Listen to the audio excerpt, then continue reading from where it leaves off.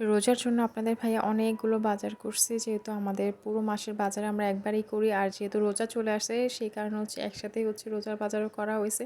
তো এখানে অনেকগুলো শুকনা খাবার যেমন চানাচুর ছিল, নুডলস, কাপ নুডলস ছিল। চানাচুরের ২ টা প্যাকেট ছিল। তারপরে এমনি এখানে ছিল পোলাও চাল ছিল, সাবান, ভিমবার ছিল, হুইল ছিল। সাথে স্যুপের প্যাকেট ছিল। আর এখানে হলুদ, মরিচ যেহেতু সবকিছু একটা সংসারে সবকিছুই লাগে। তো রোজার মধ্যে একটু বেশি মানে এক্সট্রা খাওয়া হয়, যার কারণে দেখা যায় ভাজা পোড়া একটু বেশি লাগে। তেজপাতা আনা হয়েছে, ডাল, তারপর ময়দার প্যাকেট, দেন তেলের বোতল, সুজি, চিনি, লবণ সব কিছুই তো লাগে, যেহেতু আমরা মাসের বাজার একবার করি। তো এখানে অনেক কিছু আছে, লবণের প্যাকেটও ছিল। যাই হোক, তারপরেও আছে আরও অনেক বাজার আছে।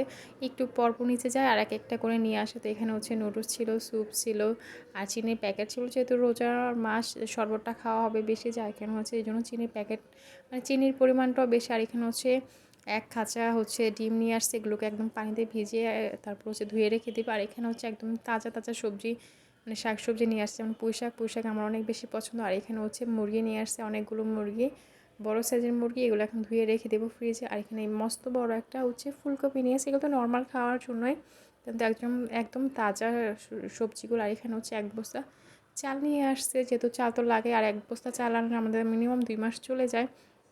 তো এখানে কিন্তু পালং শাকও আনছে, মানে আনলেই শুধু আনতেই থাকে। আর এখানে ফল নিয়ে আসছে, যেহেতু নর্মালি আমাদের ঘরে ফল খাওয়ার কেউ নাই। আনার পরে এমনি মানে সপ্তাহে 15 দিন চলে যায়, তারপর খাওয়া হয় না। তো যেহেতু রোজার মধ্যে তো ফল খাওয়া হবেই। তো অনেকগুলো আপেল আনছে, আপেল মিনিমাম 2 কেজির মতো হবে। আর আপেলগুলো অনেক সুন্দর ছিল, খেতে অনেক মজা ছিল। আর এখানে এক ফানা কলা নিয়ে আসছে। কলাটা আমাদের ঘরে সবসময় থাকে, কারণ আপনাদের ভাইয়া কলা খেতে অনেক বেশি পছন্দ করে।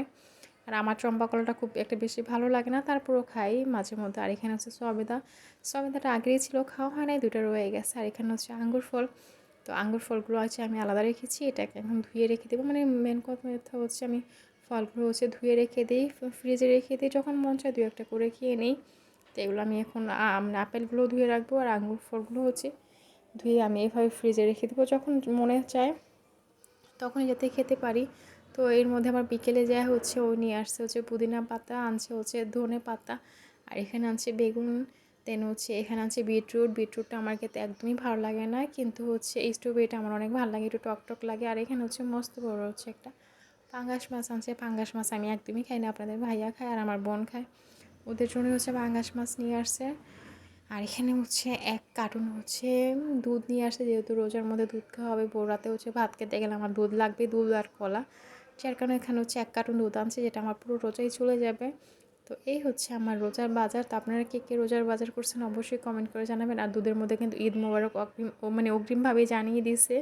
তো যাই হোক, কেমন লাগলো আমার ভিডিওটা অবশ্যই কমেন্ট করে জানাবেন। আল্লাহ হাফেজ।